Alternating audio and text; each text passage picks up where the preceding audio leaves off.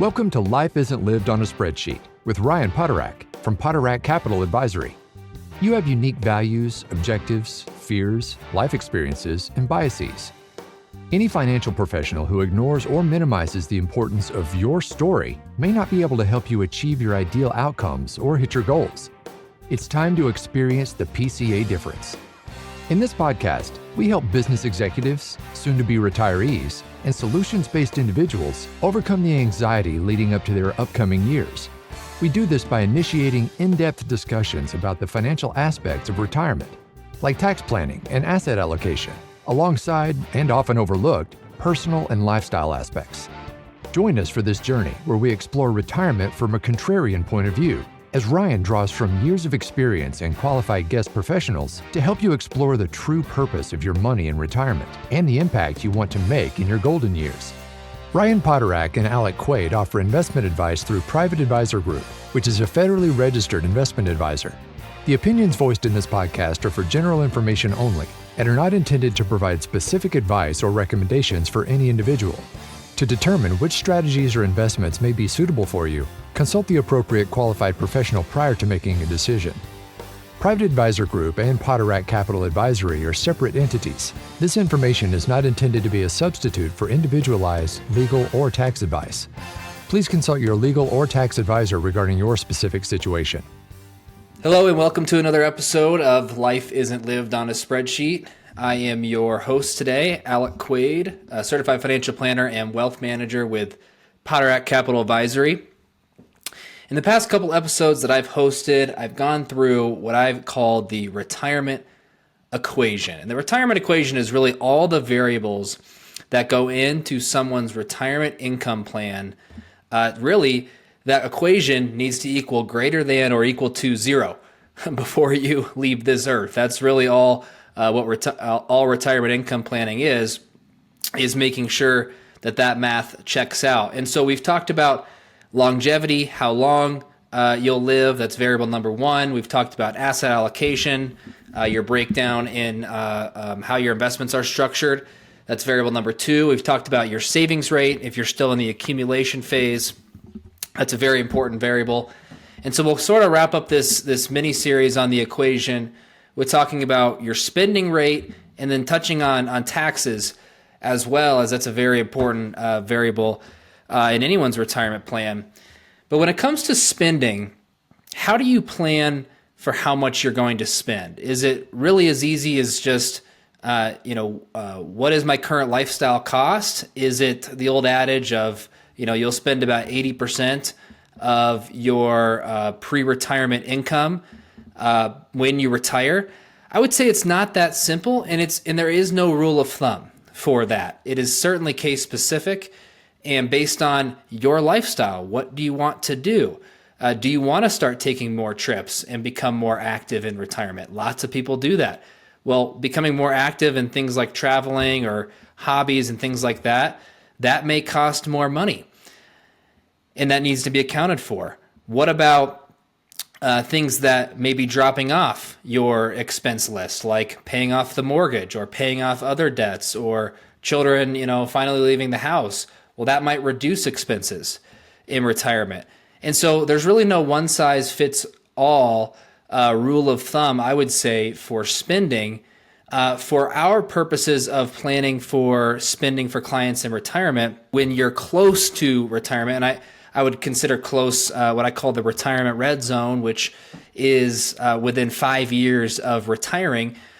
For planning purposes, we try and make everything simple when it comes to retirement income planning, because it can get super convoluted super fast. And so we like to make things very simple. And so we will simply take your current lifestyle cost and assume that that's what we are going to spend in year 1 of retirement, and then inflate it from there. And so unless there's something super obvious that we know is going to change, then we'll account for that. But barring any information like that, we're going to assume your current lifestyle stays the same in retirement. And then obviously as we get into actually living out retirement, and you have all this extra free time, and maybe you pick up a new hobby or something like that, well, then we can adjust from there. But as a starting point, that's where we go. So then we think about, well, how do we account for inflation in retirement? And, we can look at different measures of inflation. Approximately over the past 30 years, the long-term inflation average has been somewhere around 2.5% to 3%.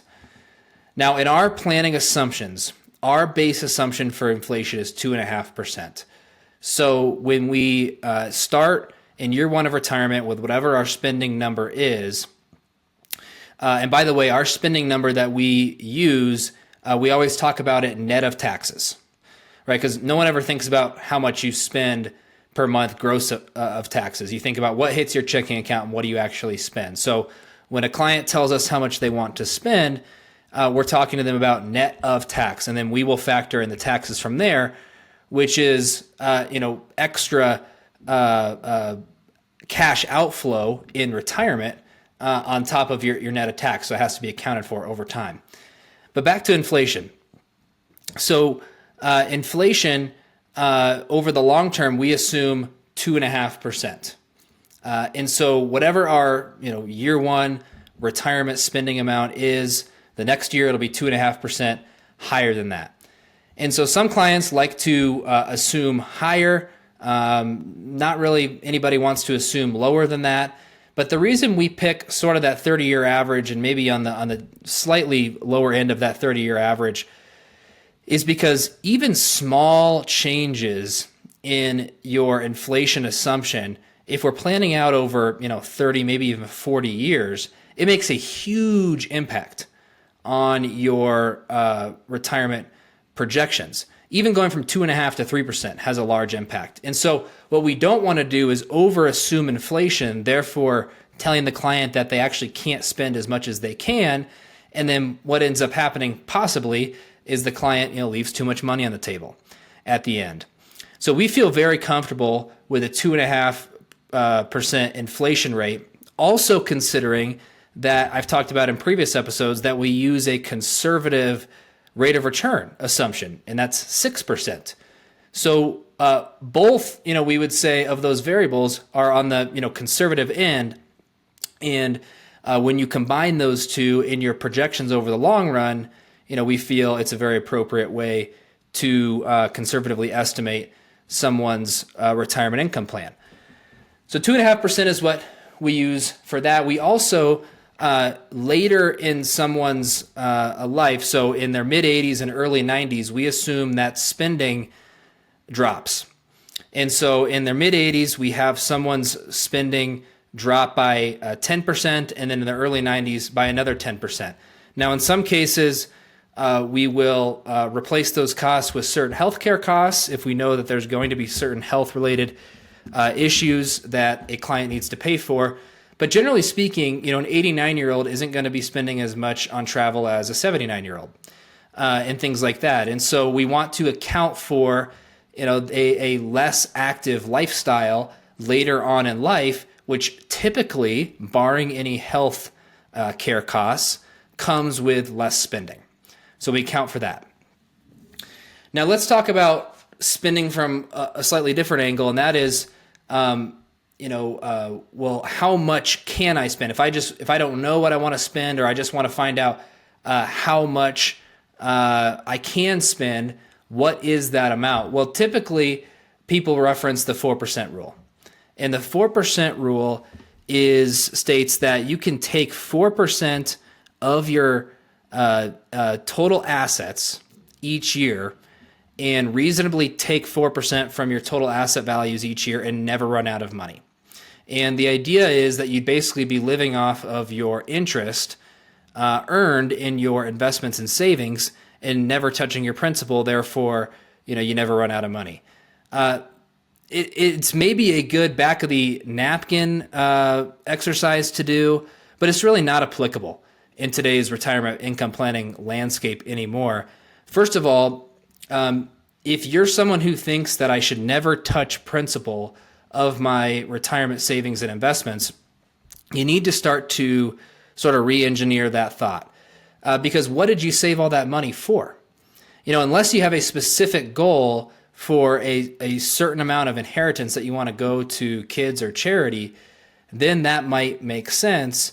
But you saved that money so that one day you can spend it. And that includes both the growth or the interest on that money and the principal, what you actually saved. So in today's landscape, and especially in our retirement planning, it's flexible. It needs to be able to flex up and down and I'm talking about what you take off of your investments based on how the market may be doing in a year in and year out basis. But that is where we're a little bit different, and that's because we focus on a metric called the income stability ratio. And the income stability ratio is how much of your income in retirement is coming from stable sources or sources not tied to the volatility of the stock market. And so that could be things like Social Security, a pension, or a guaranteed annuity income. And so our target for an income stability ratio for a client or a couple is around 70 to 75%. So that means that approximately 75% of your income in retirement is coming from sources that either aren't tied to the stock market, they're guaranteed or stable, and they're not going to go backwards. And so when we plan that way, again, the 4% rule really is irrelevant at that point, because we're only having to supplement, the remaining 25% of your lifestyle cost from your other assets. And yes, there will be years where maybe we trim more of our winnings in good market years off of those other assets than some years. And that's how we help clients take that as it comes based on what the market and the economy is doing. But we really have no reliance on your stock market or other investment assets because we build in such a strong income stability ratio for our clients in retirement. And so not only is there a lot of practicality to that, but it also allows our clients to sleep really well at night and feel confident that they know where the next paycheck is coming. In addition to that, with some of the guaranteed income strategies we put in place, like certain annuity products, and by the way, we work on a fee-based annuity platform, so we have no incentive to put your money in an annuity or in an investment account. PCA, my firm, gets paid the same no matter what. But some of these annuity contracts have distribution rates, in the 6-7+ % range, and that's going to pay you that percentage for the rest of your life, even if your account balance in that annuity goes to zero. So when we combine some of these different strategies, your spending situation really is built to meet your custom situation based on what you need to live the lifestyle that you want. And income strategies are much different than accumulation strategies. And it's not as simple as just taking it shouldn't be as simple as just taking a certain percentage off of your investment account balance year in and year out. There are lots of other ways to approach this, sort of like I just mentioned. So another thing that often comes up is, well, what order do I spend down my assets? A lot of times people have pre-tax accounts, they have post-tax accounts, they have non-qualified money, maybe they have real estate, things like that. And I would say, again, it depends on the situation, but generally speaking, we like to let our most tax efficient assets grow the longest. And so again, generally speaking, if a client has, let's say, a Roth IRA and a traditional IRA, if our Roth IRA, we can let that grow longer, that would be ideal, because every dollar that grows in your Roth IRA is a dollar you get to keep, versus every dollar that grows in your traditional IRA, you keep some percentage less than 100% of. And what I mean by that is when you take a distribution from your traditional IRA, you're going to be taxed. And so Uncle Sam has a share of that money. And you're either going to pay it now or pay it at some point in the future. It's not avoidance of tax, it's deferral of tax. And there's a big difference. And so when we look at taxes in retirement, we're trying to minimize your tax bill over the remainder of your assumed life. And so when we have assets, which most people do, in pre-tax accounts, this is where we look at things like Roth conversions. And all a Roth conversion is you, us together saying we are going to choose to pay taxes at today's rates versus rates in the future. And rates in the future may be higher, maybe lower. That's a conversation we can have. But also that account, if it's invested, those monies are growing. And so you'll be paying taxes on a higher balance later on. And so might we consider choosing to move some money from your pre-tax bucket to your post-tax bucket now in an effort to lower your lifetime tax bill? And so that's really the perspective we take when it comes to tax planning, because another thing that does is it will reduce your future required minimum distribution, because post-tax Roth assets aren't subject to RMDs like the counterpart pre-tax traditional IRA assets are. And so we combine those types of strategies with different IRA exit strategies like qualified charitable distributions or gifting appreciated shares versus gifting cash, things like that, in an effort to plan for someone's lifetime tax bill. And so sometimes there are clients where some of these strategies don't work or don't make sense while you're still employed. And really, in your early years of retirement, they become much more available and realistic to execute. And this is where we help clients, and we even have softwares that can help quantify, well, if we did X, Y, or Z strategy, how much in taxes might this be saving you over the next 10, 20, or 30 years? Well, those numbers can get pretty big pretty fast, and it's why taxes are such an important variable in retirement and have to be accounted for and planned for, not just filing the tax return each year and looking back at the previous year. That's not tax planning. That's what Ryan calls historical arithmetic, and that's much different. And so with all these retirement equation variables, it's something we do for our clients all the time. It is really our bread and butter, retirement income planning. It's it's the most expensive and arguably important phase of your financial life. And so to ignore this very important area of planning and sort of just shoot from the hip and take distributions as needed from your accounts, in our view, would be a mistake. It's important to be intentional with how you're spending down your assets, the different strategies you're using. And again, it's not just simple, put money in an account and put it in an index fund like maybe you were doing in the accumulation phase. Spending down your assets is a much different ball game. An analogy I like to use is that when folks who climb Mount Everest, the vast majority of the accidents actually don't happen on the way up the mountain. They happen on the way down the mountain. And that is the same thing here when it comes to retirement income planning. So thanks for listening today. Hopefully this was helpful. Have a great rest of your day. Take care. Thank you for listening to Life Isn't Lived on a Spreadsheet. Click the follow button to be notified when new episodes become available.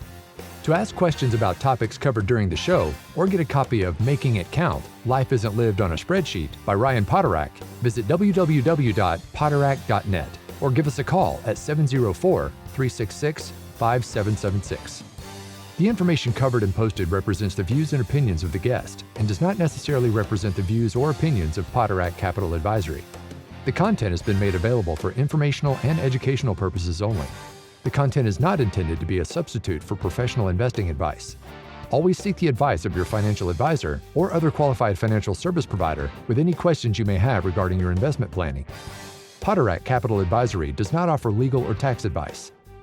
Please consult the appropriate professional regarding your individual circumstances. Nothing contained herein is to be considered a solicitation, research material, an investment recommendation, or advice of any kind. The information contained herein may contain information that is subject to change without notice. Any investments or strategies referenced herein do not take into account the investment objectives, financial situation, or particular needs of any specific person. Product sustainability must be independently determined for each individual investor. Potterack Capital Advisory explicitly disclaims any responsibility for product suitability or suitability determinations related to individual investors.